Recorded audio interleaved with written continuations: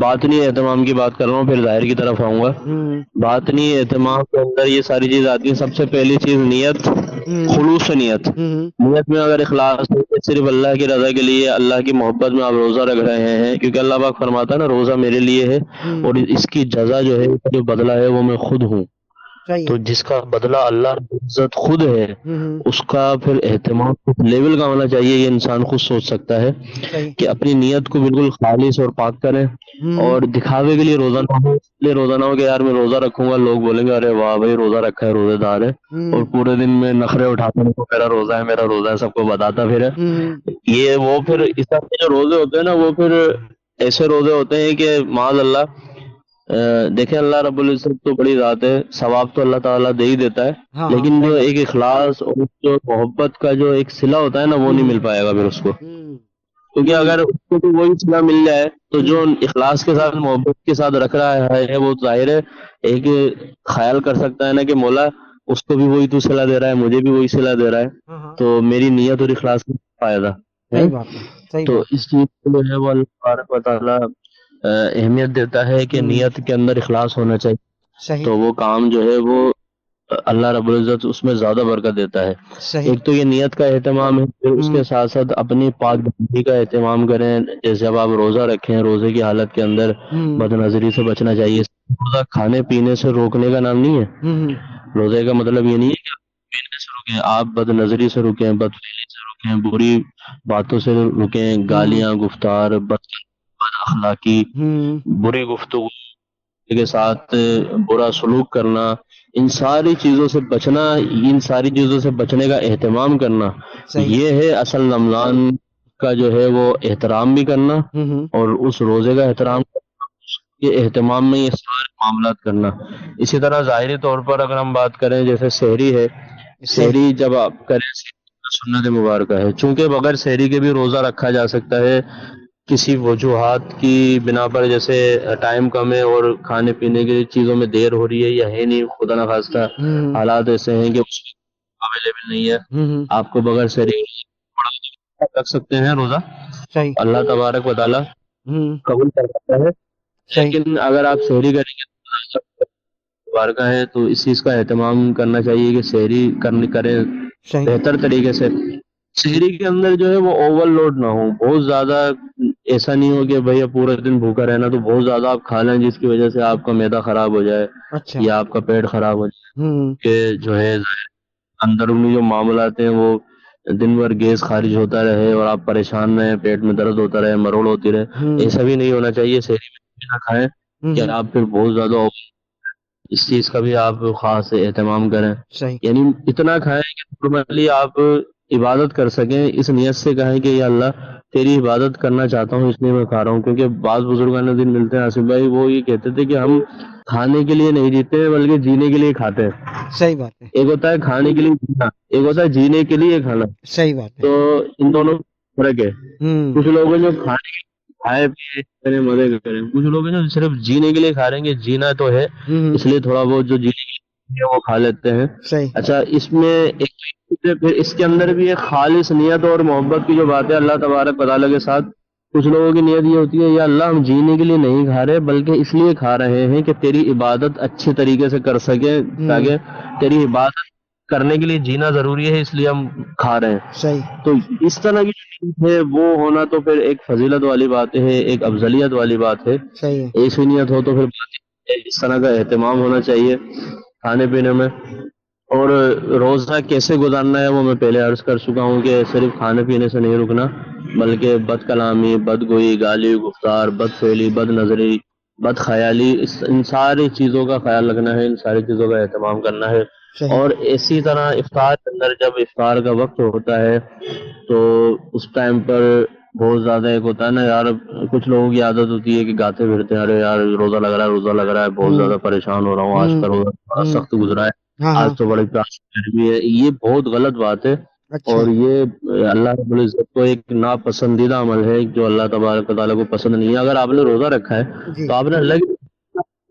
گاتے پھر رہے کہ یار آج روزہ لگ رہا ہے، دوست یاروں میں آپ نے، تو یہ ایک غیر اخلاقی بات ہے اور بہت غلط بات ہے، اس طرح نہیں کرنی چاہیے، بے صبری نہیں کرنا چاہیے، ایک چیز اور بھی ہے، نجم ایک چیز اور بھی ہے، وہ یہ کہ عموماً دیکھا یہ گیا ہے کہ افطار، کیونکہ ہم نے رمضان کو ایک ایونٹ کے طور پر منانا شروع کر دیا ہے کہ افطاری کے لیے خاص اہتمام کیا جا رہا ہے، مختلف کھانے پکوان بنائے جا رہے ہیں، جبکہ سحری کے لیے باہر جا کر سحری کی جا رہی ہے. اس پر کیا کہیں گے آپ؟ بالکل، میں اس حوالے سے بھی ڈسکس کروں گا ہوں کہ پہلے اس بات کو ہم پورا کر لیتے ہیں جو چل رہی تھی، کہ جو بے صبرا جو پن ہوتا ہے انسان کہتا ہے روزہ لگ رہا ہے روزہ لگ رہا ہے، یہ غلط ہے. کیونکہ روزہ نہ، جب آپ صبر ہی نہیں کرو گے تو کیا مزہ آئے گا؟ تو جب اگر روزہ لگے بھی اور گرمی لگے بھی تو اس کو برداشت کریں، اس کو اپنے اندر جو ہے وہ محتاط رہ کر اس کو برداشت کر کر وقت کو پورا کریں، اور طریقے سے افطاری کے اندر آپ افطار کریں. اور صحیح. افطاری بھی اس طرح کریں کہ آپ بہت زیادہ نہیں کھا لیں، جیسے میں نے شہری کے حوالے سے عرض کی، اسی طرح افطاری کے لیے میں کہوں گا کہ بہت زیادہ نہ کھا لیں، کیونکہ پورا دن کا خالی پیٹ ہوتا ہے. ایک دم سے جب آپ کھائیں گے تب بھی آپ کا پیٹ خراب ہو سکتا ہے، معدہ خراب ہو سکتا ہے، پیٹ میں درد ہو سکتا ہے. ظاہر ایک دم آپ وہ پکوڑے، سموسے، فروٹ اور کھجور اور بریانی سب ایک ساتھ ڈال لیں گے اگلم شگلم، تو پھر کیا ہوگا؟ پیٹ کے اندر وہ ایک کیا نام ہے، کھچڑی بن جائے گی، جس کی وجہ سے آپ کے پیٹ میں آپ پریشان ہوں گے، پھر اگلے دن روزہ رکھنے میں آپ کو پریشانی ہو سکتی ہے. صحیح بات. تو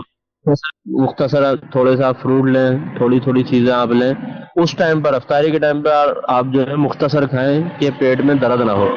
پھر اس کے بعد جب آپ نماز ادا کریں، نماز ادا کرنے کے آدھے گھنٹے بعد جو ہے وہ پھر آپ کھل کر آرام سے کھائیں، کیونکہ ظاہر ہے جب افطاری کے وقت کچھ پیٹ میں جا چکا ہوگا تو پیٹ آپ کا برداشت کر لے گا، معدہ برداشت کر لے گا. پھر جب آپ دوبارہ کھائیں گے تو آپ کو سہولت سے ایزی ہو کر آپ کھا لیں گے. اچھا جی آصف بھائی، آپ نے جو بڑی خوبصورت بات کی کہ ایک اہتمام ہوتا ہے، اس طرف میں آنا چاہوں گا کہ دیکھیں کچھ لوگوں نے اس کو ایک جو ہے نا وہ ایونٹ کی طرح بنانا شروع کر لیا ہے. ٹھیک ہے، یہ بات چلے، رمضان اللہ رب العزت نے ہمارے درمیان رکھا ہے، اسلام کا ایک خاص ایونٹ ہے، مہینہ ہے، یہ بات بالکل حقیقت ہے کہ یہ خاص ایونٹ ہے اسلام کا. صحیح. لیکن اس کو دیگر ایونٹ کی طرح ایک لوگوں پر بوجھ بنا دینا، جیسے شادی بیاہ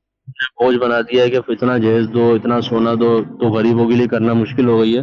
اسی طرح اگر رمضان کو اس لیول کا ایونٹ بنا دو کہ اتنی اچھی افطاری ہونا چاہیے، اتنی اچھی سحری ہونا چاہیے، اور دسترخوان دیکھیں اچھی کرنا اچھی بات ہے، ہر انسان اپنی گنجائش کے مطابق کر سکتا ہے اور کرے،